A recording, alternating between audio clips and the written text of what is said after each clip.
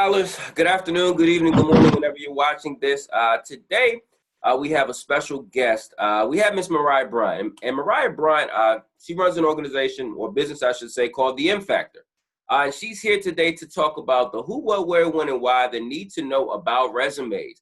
This will be the first of two sessions that we will do with Miss Bryant. So without further ado, I'll let her introduce herself, talk about her business and what she does, and then we'll jump right into it. So, Ms. Bryant. All right, thank you, Mr. Bailey. Hello, everyone. My name is Mariah Bryant. I am the founder and CEO of the M Factor. We are a healthcare staffing and career development agency. We were started in 2018. It initially started as a side hustle while I was working at JP Morgan Chase. And then it just evolved from resume writing to full-on staffing. So we service a myriad of clients from entry to senior level professionals across many different industries, including STEM. And a lot of our clients have been able to get full-time opportunities at companies such as Microsoft, Goldman Sachs, and even Morgan Stanley. Me personally, I am from the DMV area. That's DC, Maryland, Virginia. I am a 2016 graduate of Morgan State University in Baltimore, and my own writing has often helped me gain different opportunities. So I've had internships at, for the federal government downtown in DC. I've also had an internship at Boeing and Target, and I've been able to work at JP Morgan Chase. As of now, I'm a full-time entrepreneur, and one of my passions just is seeing people thriving and seeing people fulfilled in their career of choice. Awesome. So, of course, the Gates community is glad to have you today for this webinar. So without further ado, we're going to jump right into it. So, resume. Everybody needs a resume. No matter who you are, you need a resume. You need to be able to take what you've done, take what you've learned, and put it on paper on display for a job or any type of experience of your choice. So we're going to jump right in, kind of just talk about, what you know about resumes, what you've seen, things of that nature. Sure. So in terms of resumes, the resumes are very much a relative type of construct. There are many different templates, there are many different formats, but a lot of things still reign the same. So for one, when you apply for different opportunities, your resume or the average resume gets viewed for only 6 seconds. And that's being generous, right? And it's because the average job opening attracts 250 resumes. So within like what I've seen from like high school graduates or college graduates all the way up to senior level executives, is that a lot of them will have good experience. They'll have a consistent workflow or like a consistent employment activity, right? And then, they'll have a lot of like all these degrees and all these wonderful activities, but they come to me with the concern that, hey, I'm not getting any jobs. I'm not getting any, I don't go past I don't even get an interview, right? Right. And it's because there's a science behind resumes. It's just not merely just putting down your experience and putting down, your degree and then putting it objective. It actually goes beyond, it goes deeper than that. So resumes definitely need to be optimized when it comes to, applying for different roles. And resumes should definitely be concise and get to the point. And you should deliver your value as a job seeker, deliver your value as quickly as possible, especially going back to the 6 second stat. Okay, that's good to know. So you're saying when I take 30 to 40 minutes to fill out a resume for whatever job, to fill out an application. They ask me for my resume, my cover letter, my social security, my who, what, where, when, and why. I take 30 minutes. Exactly. I take 30 minutes to do that. And you mean to tell me they only look at that resume for about 6 seconds? Right, because again, the average job opening attracts 250 resumes. Most companies have a system in place already that does the heavy lifting in terms of like looking at the preliminary to see if job seekers meet the preliminary requirements. But then after that, it's still pretty much a lot of applications to go through. So, the human resources industry is very fast paced. Mm-hmm. You want to get to who is the right person as quickly as possible.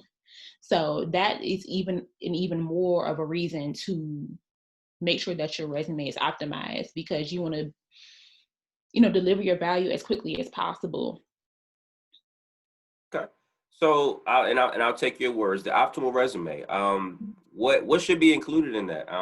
Some people you hear, oh, you should start with your education, or you should save your education till the end of it. So what is the optimal resume, and how can that be constructed? Sure. So the optimal resume, it's very, again, just like resumes, like I said before, resumes can be very relative based on the person and their experiences. But then there are some rules that are set in stone. So first, I would start off with your headline. Your headline is going to consist of your name and your contact information. Of course, make sure that you have an appropriate email address, Of course, right? of course.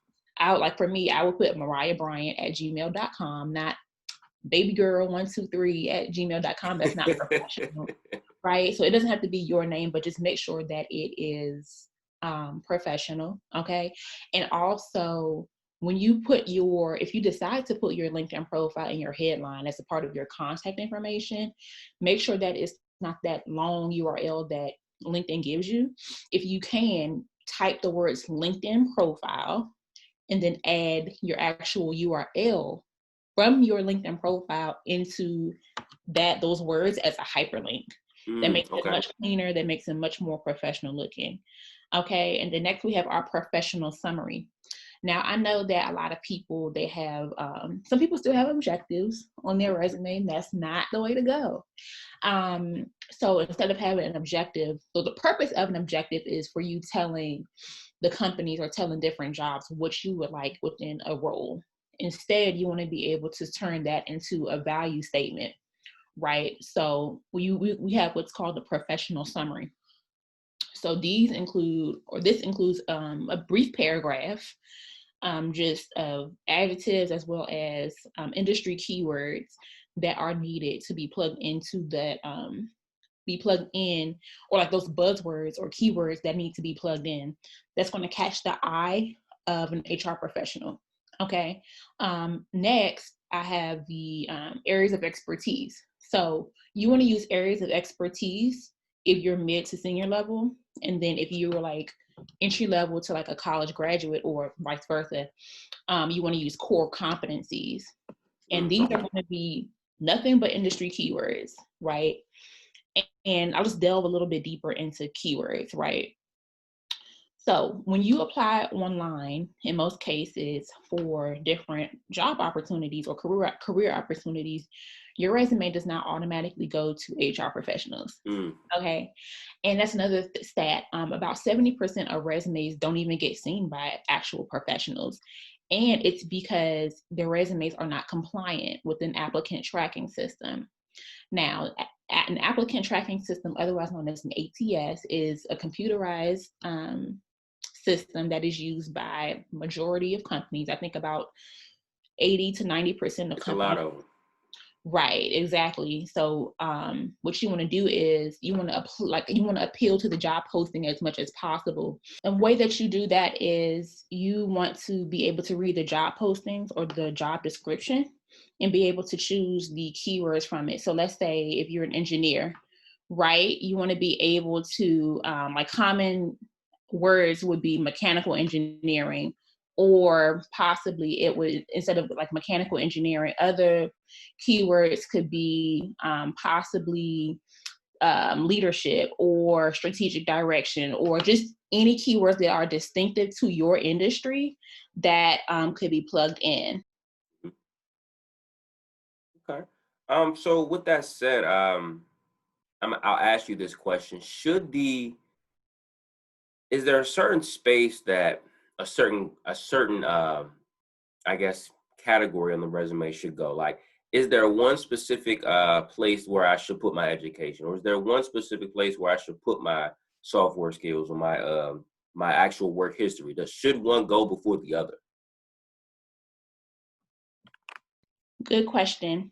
So in terms of education, if you are a current student, whether that is your bachelor's or your master's or anything else like that, your education section should go up further than your experience, right?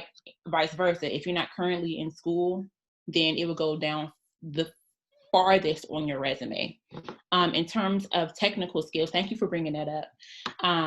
So I would like to make a distinction between your areas of expertise / core competencies and your technical skills, right? So you want to make a special section for your technical skills, especially since, if you're going to be in the STEM arena, then you definitely want to separate those. And if you can, I would go even further to create subsections, right? So that includes hardware, your software, applications that you're good in, right? So just break those down in that manner if you can.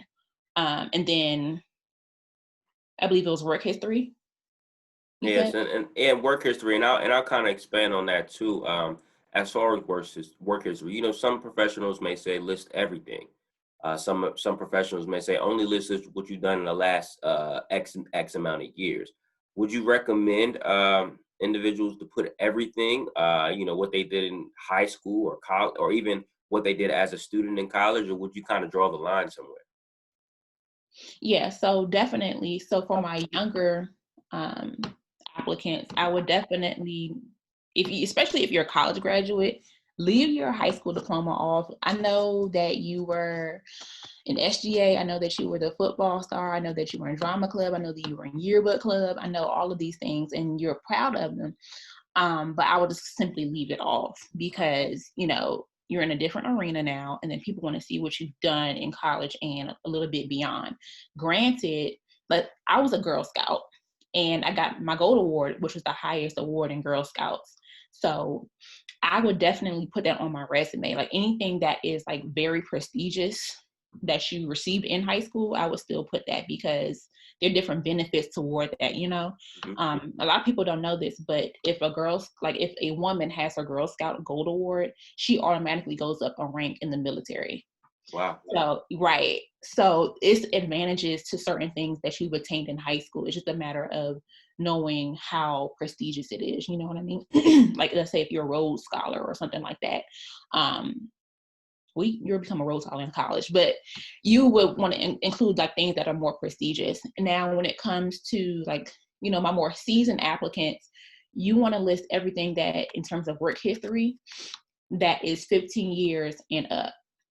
So that means we're in 2021 now. So anything from year 2006 and up. Okay. Anything else, like any other positions that you would like to have that are beyond or later than 2006, I recommend using a additional experience section. Okay. And what the additional experience section is for listing out two things. One, experience that is older than 15 years. And here you don't have to list the dates or anything like that. Just list the tenure, the name of the company, the city and state, and then your duties and responsibilities. Really simple. And then also that section is for any roles that you've had that were not directly applicable to the roles that you're applying for. But that also leads me to my next portion. When it comes to work history, I would recommend that you leave off menial jobs or jobs that don't directly appeal to the role that you're applying for. I don't mean to get offensive, but let's say if you worked at Pizza Hut in high school, or if you worked at, I don't know, Five Guys while you were in college for extra money, you definitely leave those off and then just put a focus onto what you are working on currently. Okay. So what if I'm about to graduate? I'm about to graduate. I want to maybe get into a job before I go into graduate school. I really don't have any work experience. I have my degree in engineering, or I have my degree in biology, but I want to work. What exactly can I put on a resume to kind of sell myself? Perfect. So, those situations do happen. Everybody is not perfect, and you don't have to have plethora of work experience to appeal to different roles that you want to have. So in that case, I would definitely play up your leadership. So if you were a leader in any case, during your collegiate experience, then I would definitely put that. I would also talk about your involvement with any internships, any co-ops, any research opportunities that you've had, whether they were paid or unpaid. I would definitely play that up a lot more. So in that case, let's say if you had a lot of internships and co-ops, then I would I would definitely put that in your work experience, and I would talk about that as much as possible.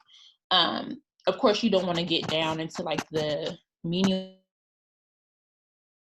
details of everything, but you definitely want to be able to write in a way that appeals to the job posting, right? So that includes having industry keywords, or possibly looking at resumes of other students or other graduates who, have other graduates who have been in your same place, right? Or just getting guidance in that way, and just knowing exactly what type of writing you should be doing. So definitely leadership, internships, co-ops, all of that information is you should definitely play all of that information up. Okay.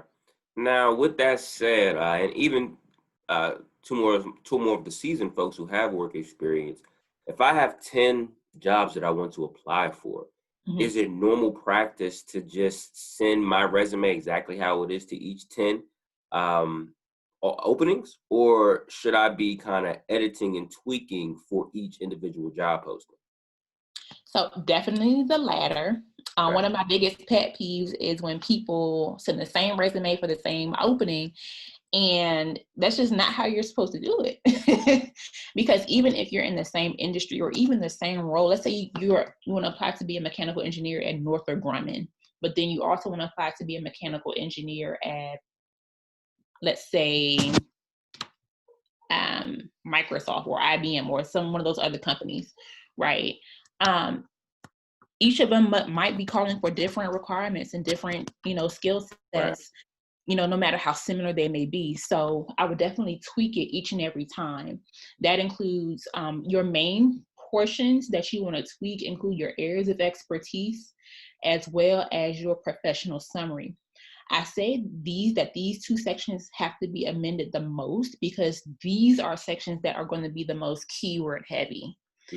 Because your professional experience is going to be your professional experience. You can tweak that a little bit, but for the most part, you've done what you've done. Also for your additional experience, your research, also for your education, like those things are set in stone. But when it comes to appealing to that applicant tracking system, you want to be able to tweak it by using the keywords from the job posting and then plugging them into your resume. Okay. So talk about so you talk about this ATS and the applicant tracking system. We talk about keywords. Are there other ways to get seen? I guess you mentioned you should get it done. You should be one of the earliest applicants to the application.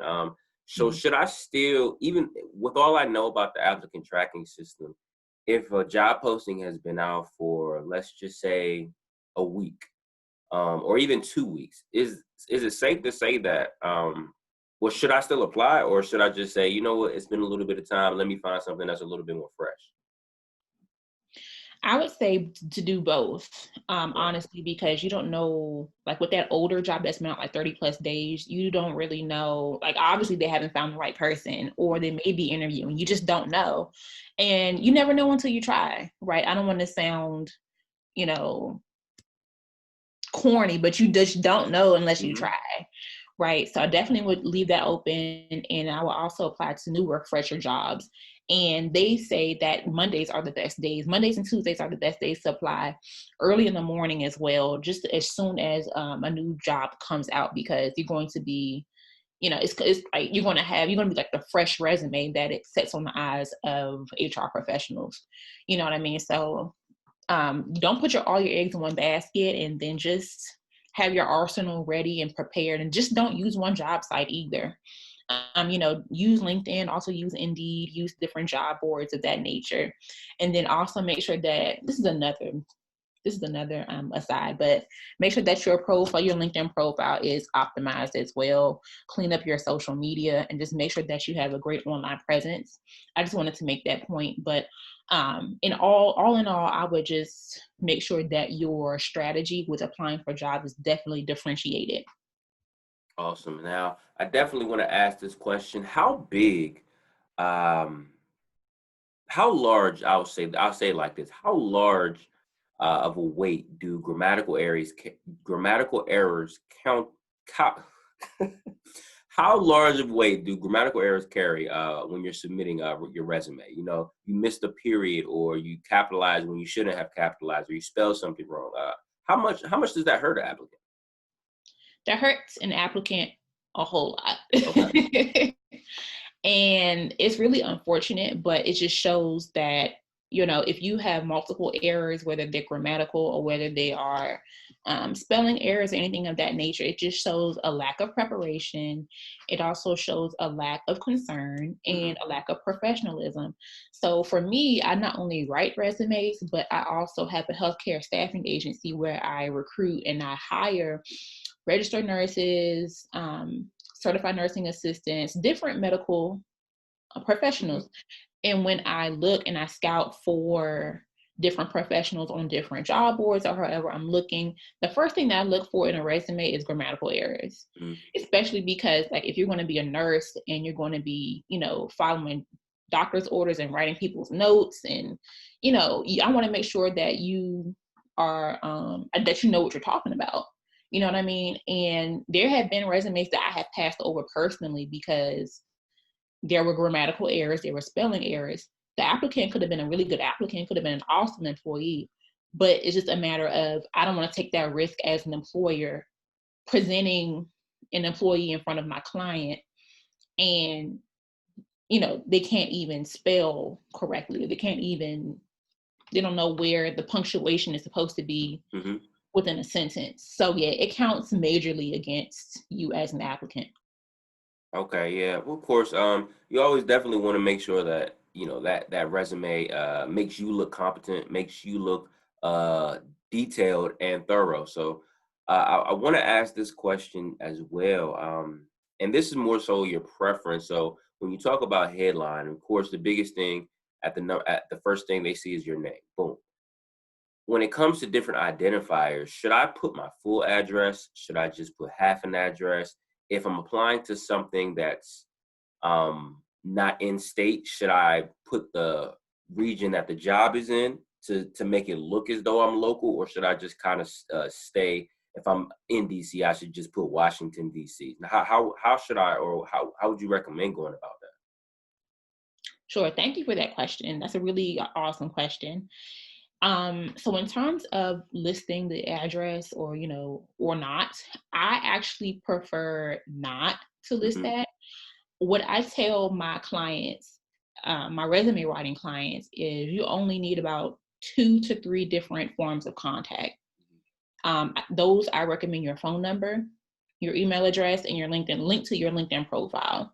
Now, this is completely different if you're applying to a government position or if you're like a federal type position.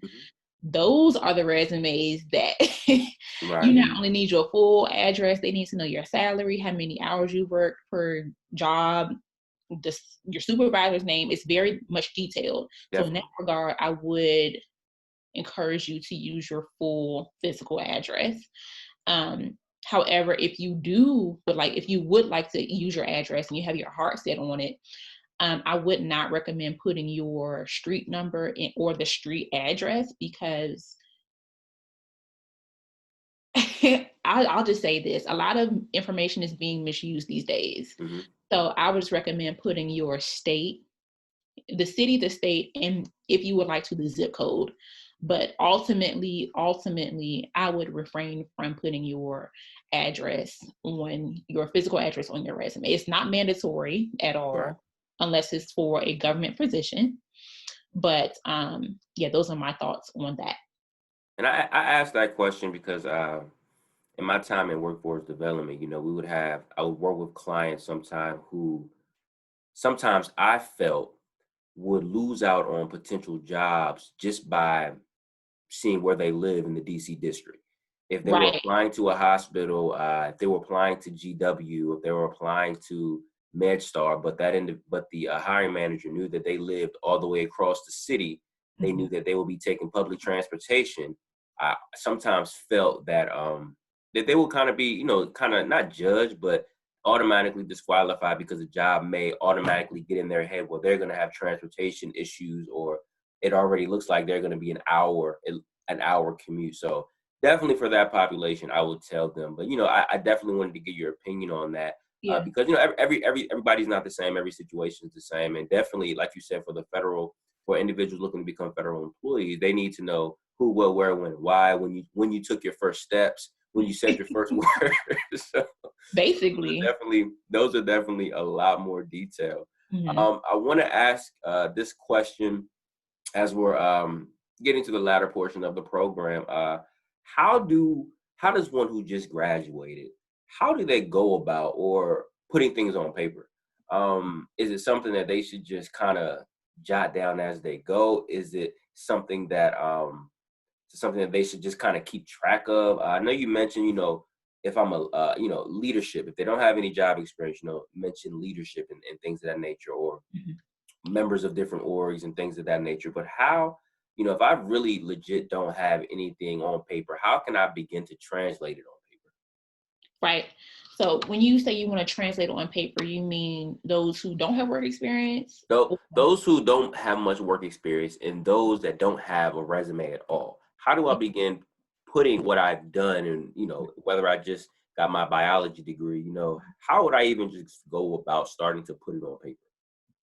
Right. So that's excellent. So for one, I would think about first, where do you want to be? Okay. So what type of role are you looking for? And then from there, I would search different resumes that are within that specific Mhm. role, right? Just for you to get a feel of what a resume is supposed to look like, especially if you've never had a resume before. So Mhm. just being comfortable and knowing and being knowledgeable of, the experience section, and also the internship section, the affiliations section, the education section, the leadership section, also the professional summary. So just being able to feel comfortable with those, and just knowing, you know, what is supposed to be in those sections. Also, if you don't have anything on paper, then I would definitely recommend you just taking a day and then just writing down everything that you've been involved in while you were in college, or everything that you were involved in, Mhm. post college, right? And then just being able to review. Also, reach out to different colleagues, reach out to different of your fellow graduates, to get a better picture of what you all accomplished, especially if you were in the same groups, if you were in the same leadership, like if you were, on the same e-boards or anything of that sort. You definitely want to get a secondary opinion on that. Also, talk to your professors to see if they will be able to assist you with that as well, in terms of, what the organizations were about, the different fundraisers, the different charities, anything that you've done that was pivotal during Mhm. your time in these organizations. You definitely want to be able to get an input of others. Also, you want to be able to, like, if you have job experience in like if you have job experience but you don't necessarily have it on your resume, what I recommend is, once you understand what your roles were, I would recommend looking at different job descriptions for similar roles. So let's say I was a finance intern, right, at Boeing, and I was actually a finance intern at Boeing. Good. I would possibly, look at different job postings that were similar to what I've done at Boeing. You know what I mean? Like, look at a finance intern description for JP Morgan Chase or for Goldman Sachs. Also, if you have a good relationship with your hiring manager or your manager at that time where you were at internships or your different jobs, I will also reach out there, or maybe reach out to HR at those companies and be able to say, hey, is there a job description that closely aligns to what I did during my time there? Mhm. And then be able to have all of that information. Um, did I answer the question, or do you need me to go a little bit deeper? No, no, no, no, no. That's fine. Okay. That's perfectly fine. just I do have not one last question, but I do have an important question. If I'm a Gates scholar, now Mhm. I was awarded the Gates scholarship. Should I put that on my resume? Yeah, you should put that on your resume. Funny enough, I always wanted to be a Gates scholar because I thought I was going to Spelman and I was going to go there for free, but that's another story. But yeah, I would, right? But yeah, I would definitely place that up there because going back to, me having my Girl Scout Gold Award, that speaks a lot to my character.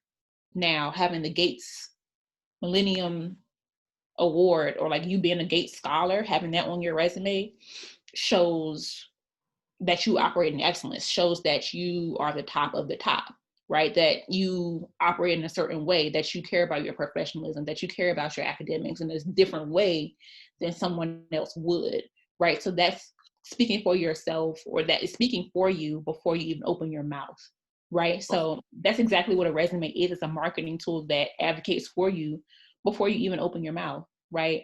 So I would definitely have that up there because, and also you never know who is in the hiring pool. You never know Right.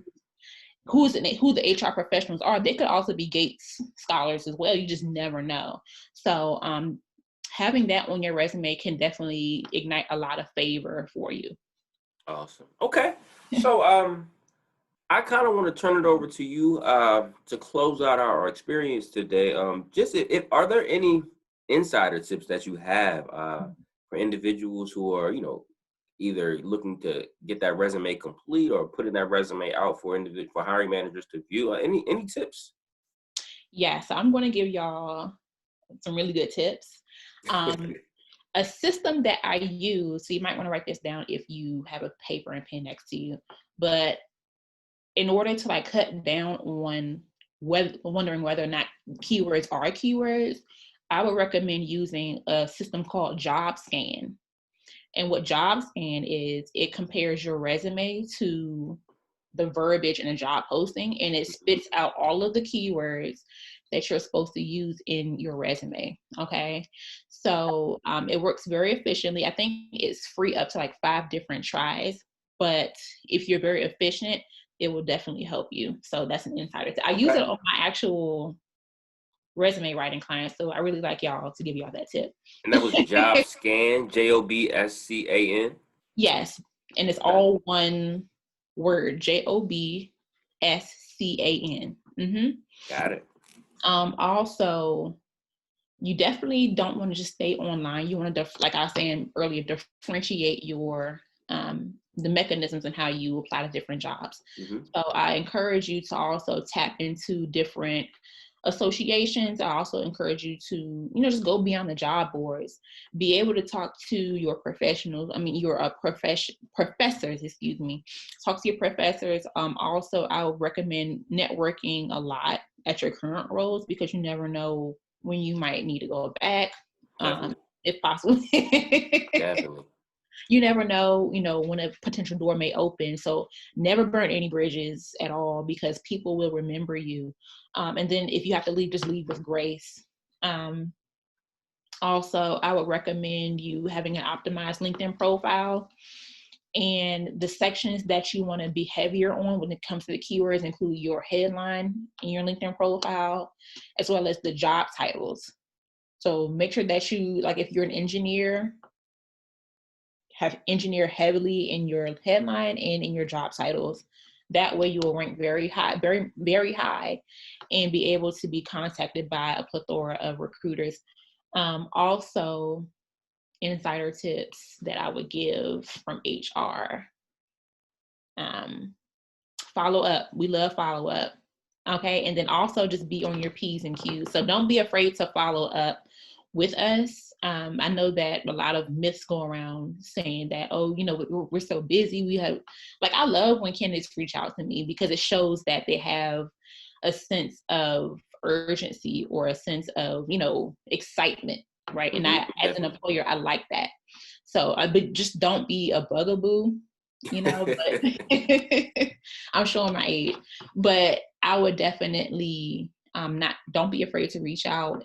Definitely diversify your mechanisms for applying, and use JobScan as well. And don't be afraid to join different organizations to expand your network. Awesome. Okay. So we are at the close of our presentation. I wanted to make this offer. So for those scholars who watch this and will reach out, will reach this point in the program, Mariah has graciously offered to take 5 of you, take 5 of your resumes, look over them, provide you some tips, and help you out in redeveloping that. So if you do reach this, the first 5 that reach back out to me and are wishing to take advantage of this, let me know and I'll get that resume over it. And of course, if you have one of those resumes that need a little boosting, take some time to also jot down, send along with the resume, things you did, things internships, any research, anything that you've done that can be added and put on paper. The opportunity is yours. So again, the first 5, make sure you guys see this. The first 5, we will send that over to Mariah and she will help us out with that. So at this point, I appreciate your time, scholars. Mariah, thank you for bestowing your knowledge upon us about resumes. We will be also following up with the LinkedIn optimization webinar as well. So be on the lookout for that. Until next time, scholars, thank you. Stay safe, stay healthy, and we will see you soon. Have a good one. Bye-bye.